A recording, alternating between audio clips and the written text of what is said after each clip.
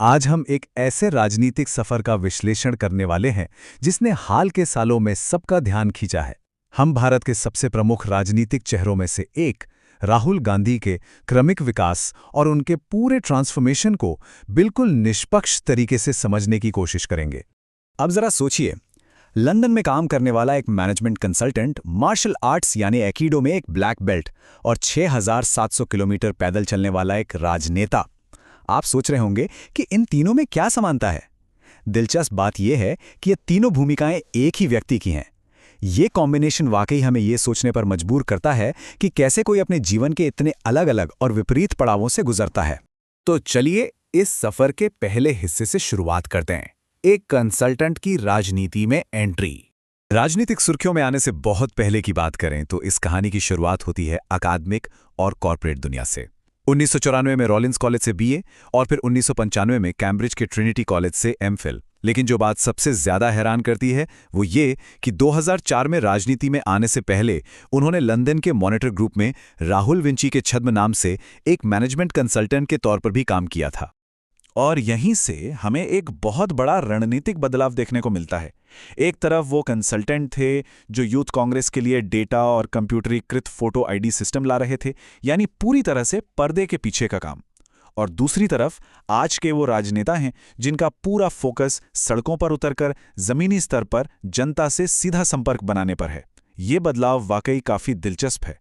अब इस व्यक्तित्व के एक और पहलू की तरफ चलते हैं जो हमारी पारंपरिक राजनीतिक छवि से बिल्कुल अलग है, एकीडो ब्लैक बेल्ट। आमतौर पर हम राजनेताओं को इस तरह के अनुशासन के साथ जोड़कर नहीं देखते हैं, लेकिन यहाँ फिटनेस सिर्फ एक शौक नहीं है। उनका खुद का कहना है कि व्यायाम, चाहे वो दौड़ना हो या तैरना, उनके रूटीन का हिस्सा है। एकीडो में ब्लैक बेल्ट होना इस बात का सबूत है कि कठोर शारीरिक अनुशासन उनके जीवन का एक ऐसा अहम हिस्सा है जिसके बारे में ज्यादा बात नहीं की जाती। और बात सिर्फ एक खेल की नहीं है। साइकिलिंग, स्कूबा डाइविंग, तैराकी, दौड़ना, शारीरिक गतिविधियों की ये वैरायटी दिखाती है कि स्टैमिना और धीरज को लेकर उनकी कमिटमेंट कितनी गहरी है। देखा जाए तो शायद यही वो फिटनेस थी जिसने आगे चलकर उन्हें उन थका देने वाले राजनीतिक अभियानों के लिए तैयार किया। और ये स्टैमिना हमें सीधा उनके अगले बड़े कदम तक ले जाता है, न्याय यात्रा की रणनीति। 6713 किलोमीटर। जरा इस नंबर पर गौर कीजिए। 2024 की भारत जोड़ो न्याय यात्रा का स्केल इतना विशाल था। सिर्फ 66 दिनों के अंदर 3555 लोकसभा सीटों को कवर करना ये भारत के हालिया राजनीतिक इतिहास के सबसे चुनौतीपूर्ण शारीरिक और राजनीतिक अभियानों में से एक था। अगर आप इस सफर के भौगोलिक विस्तार को देखें तो ये वाकई बहुत महत्वाकांक्षी था। ये हाइब्रिड यात्रा 14 जनवरी को हिंसा से प्रभावित मणिपुर से शुरू हुई, असम जैसे राज्यों से होकर गुजरी और पूरे 2 महीने बाद महाराष्ट्र के मुंबई में जाकर खत्म हुई। अब क्योंकि हम इस पूरे अभियान का निष्पक्ष विश्लेषण कर रहे हैं तो हमें दोनों पहलुओं को समझना होगा। कांग्रेस के मुताबिक इसका मकसद समाज के घावों को भरना और सामाजिक आर्थिक न्याय की बात करना था, लेकिन वहीं दूसरी तरफ बीजेपी और कई राजनीतिक विश्लेषकों ने इसे पूरी तरह से नकार दिया। उनके लिए ये सिर्फ एक पीआर एक्सरसाइज थी, जिसके नारे सुनने में तो अच्छे थे, लेकिन उनकी टाइमिंग और असल मकसद सवालों के घेरे में थे। अब मीलों के सफर से आगे बढ़कर देखते हैं उनका वैचारिक बदलाव, विचारधारा और सामाजिक न्याय। न्याय का हक मिलने तक 2024 की यात्रा का ये नारा सिर्फ कुछ शब्द नहीं थे, बल्कि एक बिल्कुल नया राजनीतिक फोकस था।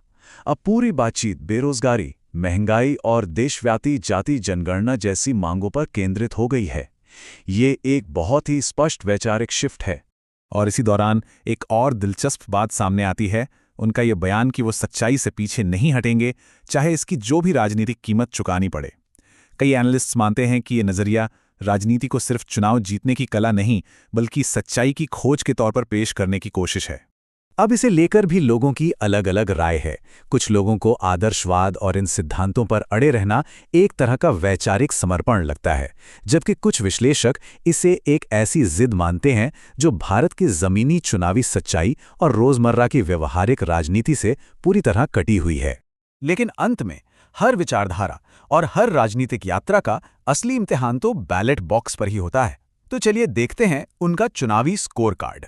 चुनाव की बात करें तो उनके हालिया हलफनामे के मुताबिक उनकी घोषित कुल संपत्ति करीब 20.4 करोड़ रुपए है। इसमें दिलचस्प बात यह है कि ये संपत्ति चल और अचल संपत्तियों के बीच लगभग बराबरी से बटी हुई है। करीब 9.24 करोड़ की चल संपत्ति और 11.14 करोड़ की अचल संपत्ति।